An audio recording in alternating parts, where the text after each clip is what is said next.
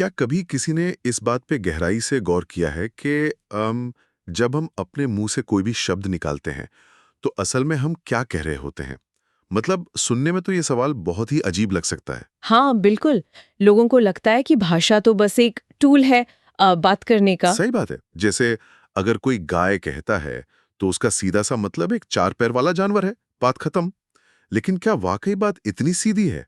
मतलब जब कोई गाय कहता है तो क्या वो दुनिया भर की सभी गायों के एक सार्वभौमिक विचार, एक अमूर्त आइडिया की बात कर रहा है? या फिर उस विशिष्ट भौतिक जानवर की बात कर रहा है जो ठीक सामने घास चर रहा है। Exactly exactly. और अगर हम इस सवाल की गहराई में जाएं तो ये भाषा, मनोविज्ञान और हमारी वास्तविकता की पूरी नींव को ही हिलाकर रख देता है। और मैं बता दूं कि यही वो बिंदु आता है जहां भाषा केवल संवाद का माध्यम नहीं रह जाती, हाँ। बल्कि ये तय करने लगती है कि मनुष्य इस भौतिक दुनिया को अपने दिमाग में कैसे डिकोड करता है। हाँ। और ये कोई नया सवाल नहीं है, बल्कि सदियों पहले हमारे प्राचीन विचारकों ने इस उलझन को सुलझाने की बहुत ही व्यवस्थित कोशिश की थी। बिल्कुल। और आज की इस गहरी चर्चा में हम इसी रहस्य को सुलझाने वाले हैं। हमारे पास आज विश्लेषण के लिए प्राचीन भारतीय दर्शन के कुछ बेहद जटिल और महत्वपूर्ण स्रोत मौजूद हैं। हाँ, और वो स्रोत सच में बहुत ही गहरे हैं। हम मीमांसा सूत्र, खासकर उसके पहले अध्याय के तीसरे पाद के 30वें सूत्र और उस पर लिखे गए शाबर भाष्य तथा तंत्र वार्तिक के अंशों में उतरने वाले हैं, जो कि नवम आकृत्य अधिकरण का हिस्सा है। बिल्कुल। और आज का हमारा मिशन ये समझना है कि जब हम कोई शब्द बोलते हैं तो उसका असली मतलब क्या होता है। क्या वो किसी अमूर्त विचार, जिसे उन्होंने आकृति कहा है, उसको दर्शाता है, या किसी ठोस वस्तु, यानी व्यक्ति को? चलिए इसको थोड़ा खोलते हैं। और मीमांसा दर्शन को समझना इसलिए भी बहुत जरूरी है क्योंकि उनका मुख्य उद्देश्य कोई कोरी दार्शनिक बहस करना नहीं था। मतलब वो हवा में बातें नहीं कर रहे थे। हाँ, उनका फोकस तो बहुत प्रैक्टिकल था। बिल्कुल। उनका पूरा सिस्टम वेदों के वाक्यों, विशेषकर उन वाक्यों का जो कुछ करने का निर्देश देते हैं, उनका बिल्कुल सटीक अर्थ निकालने पर आधारित था। क्योंकि अगर अर्थ निकालने में जरा सी भी चूक हुई तो उनके अनुसार पूरा का पूरा वैदिक अनुष्ठान ही विफल हो सकता है। सही कहा आपने। इसलिए उनके लिए ये तय करना जीवन मरण का प्रश्न था कि शब्द का असली निशाना आखिर है क्या। तो चलिए इस बहस के सबसे पहले तर्क से शुरुआत करते हैं। जो लोग इन स्रोतों को पहली बार पढ़ेंगे उनके दिमाग में सबसे पहला विचार यही आ सकता है कि शब्द का मतलब सिर्फ ये बताना है कि किसी चीज का अस्तित्व है। हाँ, जिसे दर्शन में सत्ता कहा गया है। हाँ, सत्ता। मतलब क्या गाय कहने का सीधा सा अर्थ गाय का अस्तित्व या गो सत्ता नहीं है? हाँ, सुनने में तो ये बहुत ही सुरक्षित और तार्किक परिभाषा लगती है। हाँ, सुरक्षित जरूर लगती है, लेकिन मीमांसा के तार्किक फ्रेमवर्क में ये पूरी तरह से ढह जाती है। अच्छा, वो कैसे? हमारे जो स्रोत है ना, वो इस सत्ता या अस्तित्व वाले तर्क को सिरे से खारिज करते हैं। उनका तर्क बहुत तीखा है। वो पूछते हैं कि अगर कोई शब्द सिर्फ अस्तित्व बताता है, तो वो अस्तित्व आखिर है किसका? मतलब किस चीज का अस्तित्व है? बिल्कुल। क्या वो उस जाति यानी कॉन्सेप्ट का अस्तित्व है, या उस विशिष्ट व्यक्ति यानी ठोस वस्तु का? और अगर हम कहें कि वो अस्तित्व उस जाति का है, मतलब मैं गायपन के विचार के अस्तित्व की बात कर रहा हूँ। तो उनका जवाब ये है कि किसी भी चीज के बारे में बात करने के लिए उसका अस्तित्व होना तो एक बुनियादी शर्त है। मतलब ये बात तो विशेषण से ही साबित हो जाती है। हाँ, अगर कोई चीज है ही नहीं तो उसकी बात कैसे करेंगे? एग्जैक्टली। अगर भाषा में किसी चीज का नाम लिया जा रहा है तो उसमें सत्ता तो पहले से ही अंतर्निहित है।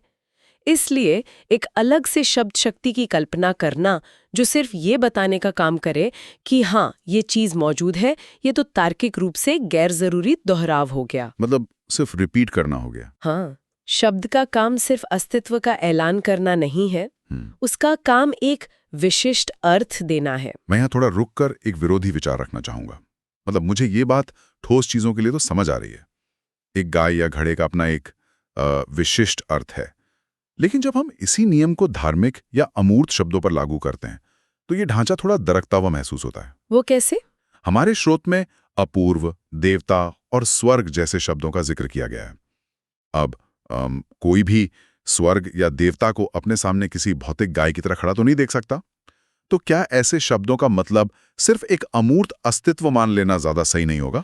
ये एक बहुत ही जायज संदेह है और तंत्रवार्तिक इसी बिंदु पर बहुत गहराई से विचार करता है।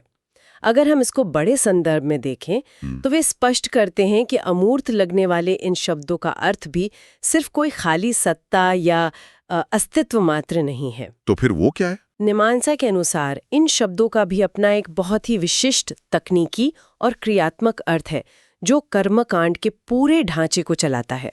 तो फिर मीमांसा इन शब्दों को परिभाषित कैसे करता है? मतलब खासकर ये अपूर्व क्या चीज है?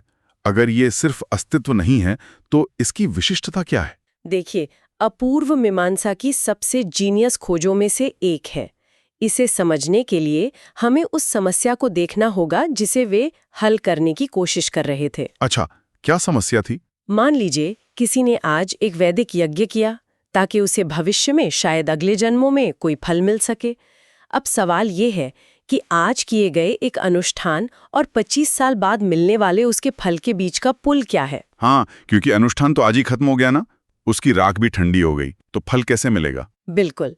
यानी उस क्रिया और उसके नतीजे के बीच का जो फासला है उसे भरने के लिए किसी मैकेनिज्म की जरूरत थी। और वो मैकेनिज्म ये अपूर्व है। कहती है जब तक फल नहीं मिल जाता। एग्जैक्टली। तो अपूर्व कोई खाली सत्ता नहीं है, बल्कि ये एक बहुत ही विशिष्ट कारण और प्रभाव वाली ऊर्जा है। ये कर्म की वो बैटरी है जो भविष्य के फल को पावर देती है। वाह, ये बहुत ही सटीक परिभाषा है। ये स्पष्ट करता है कि अपूर्व सिर्फ एक विचार नहीं है, बल्कि उनके सिस्टम में ये एक फंक्शनल गियर की तरह काम करता है। और देवता या स्वर्ग के बारे में स्रोत का क्या कहना है? देवताओं को भी वे सिर्फ कोई अस्तित्व नहीं मानते। मीमांसा के अनुसार देवता वे विशिष्ट सत्ताएं हैं जिनकी मंत्रों द्वारा स्तुति की जाती है। मतलब वो सिर्फ विचार नहीं है? नहीं, वेदों में उन्हें सिर्फ एक विचार नहीं बल्कि चंद्र, सूर्य या अग्नि के रूप में चमकने वाली विशिष्ट इकाइयों के रूप में देखा गया है। उनका एक विशेष रूप है। और स्वर्ग के मामले में वे इसे या तो एक विशिष्ट भौतिक स्थान मानते हैं, जैसे कोई विशिष्ट नक्षत्र या मेरू पर्वत का शिखर, या फिर इसे एक बहुत ही विशिष्ट अवस्था के रूप में परिभाषित करते हैं। मतलब कोई ऐसी जगह जहां सिर्फ सुख हो? हाँ, एक ऐसा शुद्ध सुख जिसमें भूख, प्यास, सर्दी, गर्मी या किसी भी तरह के दुखों का लेश मात्र भी नहीं है। मतलब मीमांसा के विचारकों ने हर अमूर्त लगने वाले शब्द को इतनी बारीकी से परिभाषित किया है कि वो सिर्फ एक धुंधला विचार न रहकर एक ठोस अर्थ बन जाए। तो यहां से ये बात तो पूरी तरह साफ हो जाती है कि शब्द का अर्थ सिर्फ सत्ता नहीं है। बिल्कुल। लेकिन यह हमें वापस हमारे उस मुख्य और सबसे बड़े विवाद की ओर धकेलता है। अगर शब्द का अर्थ अस्तित्व नहीं है तो क्या वो आकृति है या व्यक्ति? और यहीं पर हमारे स्रोतों का पूर्व पक्ष यानी जो विरोधी पक्ष है वो अपना सबसे बड़ा और मारक तर्क लेकर सामने आता है। ये वो तर्क है जो भाषा को पूरी तरह से भौतिक दुनिया की जमीन पर लाकर खड़ा कर देता है। यहाँ बात सच में बहुत दिलचस्प हो जाती है। अगर मैं पूर्व पक्ष के नजरिए से सोचूं तो मुझे लगता है कि उनका पूरा जोर क्रिया पर है।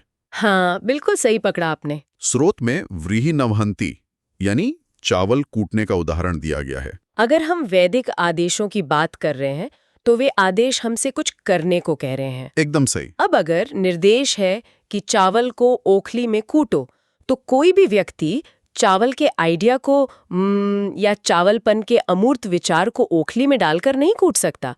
उस क्रिया को अंजाम देने के लिए असली भौतिक चावल के दाने ही चाहिए होंगे जिन्हें छुआ जा सके। और यही पूर्व पक्ष का मास्टर स्ट्रोक है। वे इस सिद्धांत को प्रयोग चोदना भावाद कहते हैं। प्रयोग चोदना भावाद, इसका क्या मतलब हुआ? इसका अर्थ है कर्म या क्रिया के निर्देश के कारण। मीमांसा के लिए वेद का मतलब ही वो वाक्य हैं जो इंसान को कर्म में प्रवृत्त करते हैं, चाहे वो चावल कूटना हो, पशु का संस्कार करना हो या सोम की लताओं को पीसना हो। ये सारी क्रियाएं हवा में तो नहीं हो सकती। हाँ, ये बात बहुत ही व्यावहारिक है। कूटने, धोने या पीसने जैसी क्रियाएं केवल उन वस्तुओं पर की जा सकती हैं जो मूर्तिमान हैं, जिनका कोई ठोस आकार है और जो विनाशशील है। ये एक बहुत ही महत्वपूर्ण पहलू है। जब आप चावल कूटते हैं तो उसका छिलका उतरता है, दाना टूटता है, उसका भौतिक रूप नष्ट होता है या बदल जाता है। हाँ, क्योंकि भौतिक चीजें हमेशा बदलती हैं। बिल्कुल। लेकिन जो आकृति है, जो किसी चीज का यूनिवर्सल कॉन्सेप्ट है, वो अमूर्त और नित्य है। मतलब विचार कभी नष्ट नहीं होते? नहीं, आप दुनिया के सारे चावल पीस कर खत्म कर सकते हैं, लेकिन आप चावलपन के विचार को न तो पीस सकते हैं और न ही उसे नष्ट कर सकते हैं। सही बात है। उसे किसी अनुष्ठान में पानी से धोया नहीं जा सकता, आग में उसका त्याग नहीं किया जा सकता। इसलिए पूर्व पक्ष यह मजबूती से स्थापित करता है कि क्योंकि सभी आदेश किसी न किसी भौतिक क्रिया की मांग करते हैं, इसलिए शब्द का प्राथमिक अर्थ व्यक्ति यानी वो ठोस वस्तु ही होना चाहिए। अमूर्त विचार पर कोई क्रिया संभव ही नहीं है। ये तर्क बहुत ही ठोस है, लेकिन मेरे दिमाग में एक और परिदृश्य आ रहा है। ये तो बात हो गई कुछ करने की। हाँ, लेकिन उन आदेशों का क्या है जहां कुछ ना करने के लिए कहा गया हो, मतलब जो निषेध हैं, जो प्रोहिबिशन है, क्या वहां भी यही नियम लागू होता है? इससे एक महत्वपूर्ण सवाल उठता है और स्रोत इस पर भी उतनी ही गहराई से विचार करते हैं। पूर्व पक्ष निषेध के मामलों में भी इसी नियम को लागू करता है। वहां एक बहुत ही स्पष्ट उदाहरण दिया गया है, ब्राह्मणों न हंतव्या, यानी ब्राह्मण को नहीं मारना चाहिए। तो अगर हम इस निषेध में ब्राह्मण शब्द का अर्थ सिर्फ एक अमूर्त आकृति या जाति मान लें, तो क्या समस्या होगी? समस्या ये होगी कि ये आदेश पूरी तरह से अर्थहीन और असंभव हो जाएगा, क्योंकि कोई भी व्यक्ति किसी विचार या जाति की हत्या कर ही नहीं सकता। अरे हाँ, हत्या हमेशा एक भौतिक शरीर की होती है। बिल्कुल, प्राण हमेशा एक व्यक्ति के ही लिए जा सकते हैं, किसी अमूर्त कॉन्सेप्ट का खून नहीं बहाया जा सकता। इसलिए चाहे कोई आदेश आपको कुछ करने को कहे या किसी काम से रोके, दोनों ही हालतों में उस आदेश के सार्थक होने के लिए यह अनिवार्य है कि शब्द का अर्थ वो भौतिक व्यक्ति ही हो। क्योंकि अगर शब्द का अर्थ भौतिक नहीं है तो पूरा का पूरा वैदिक विधान ही ढह जाएगा। एकदम सही। ये तर्क इतना शक्तिशाली है कि लगता है जैसे पूर्व पक्ष ने पूरी बहस ही जीत ली है।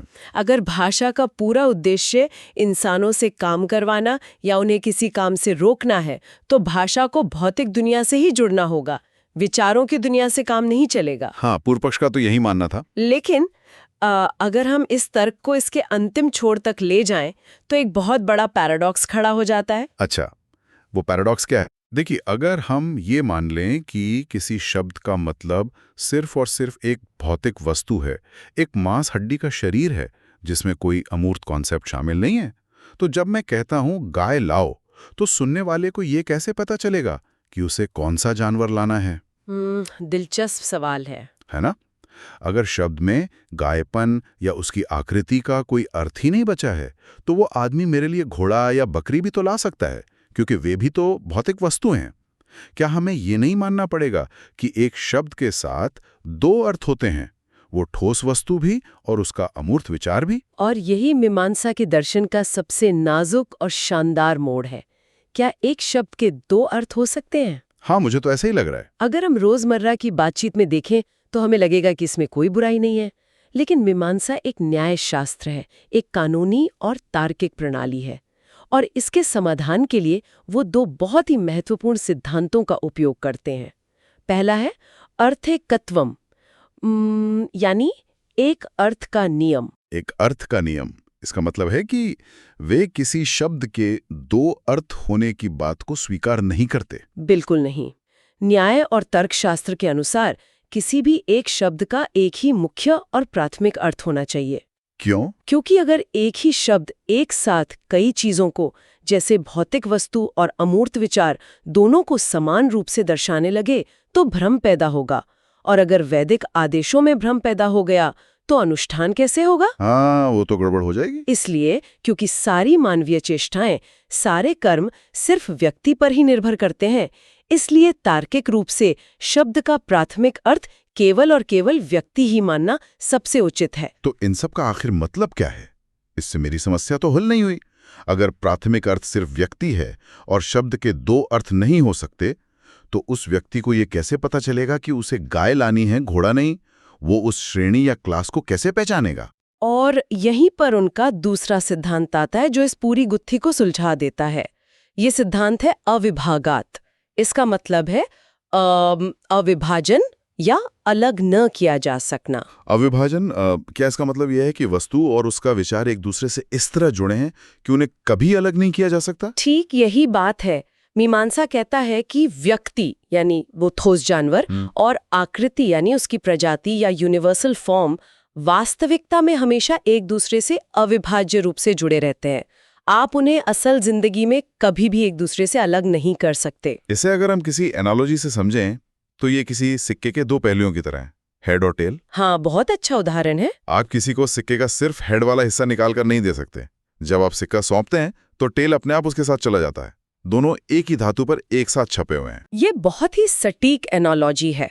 देखिए, आप बिना रंग, रूप और आकार की कोई शुद्ध गाय तो नहीं देख सकते, और नहीं बिना किसी भौतिक गाय के गायपन को हवा में तैरते हुए देख सकते हैं। बिल्कुल नहीं। इसलिए जब कोई शब्द किसी व्यक्ति का बोध कराता है तो उस भौतिक वस्तु के साथ हमेशा उसकी आकृति मौजूद ही रहती है। इसका मतलब है कि भाषा को या शब्द को अलग से किसी नई शक्ति की जरूरत ही नहीं है जो आकृति को बताए। बिल्कुल नहीं। जब आपने व्यक्ति का नाम लिया तो उसकी श्रेणी या आकृति का ज्ञान स्वतः ही हो जाता है, क्योंकि वे दोनों कभी अलग हो ही नहीं सकते। ओ, समझ गया। जब शब्द का बाण सीधे उस भौतिक वस्तु पर लगता है तो क्योंकि वो वस्तु किसी न किसी विशिष्ट रूप में ढली हुई है, इसलिए हमें उस कॉन्सेप्ट का ज्ञान अपने आप हो जाता है। इसलिए मीमांसा कहता है कि शब्द का अर्थ व्यक्ति है और आकृति का ज्ञान बस उस व्यक्ति के साथ स्वाभाविक रूप से आ जाता है। वाओ, इस पूरी चर्चा को अगर देखा जाए तो ये महसूस होता है कि प्राचीन भारतीय विचारकों ने भाषा को सिर्फ हवाई दार्शनिक बहसों का हिस्सा नहीं माना। बिल्कुल नहीं। उन्होंने भाषा को पूरी तरह से इंसानी क्रिया, कर्म और प्रयोग के साथ जोड़ दिया। उन्होंने भौतिक वास्तविकता को, ठोस चीजों को भाषा के बिल्कुल केंद्र में रखा।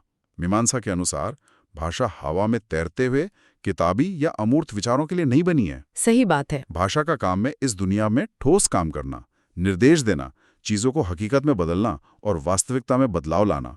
शब्द का अर्थ व्यक्ति माना गया है क्योंकि उसी पर कोई भी क्रिया संभव है।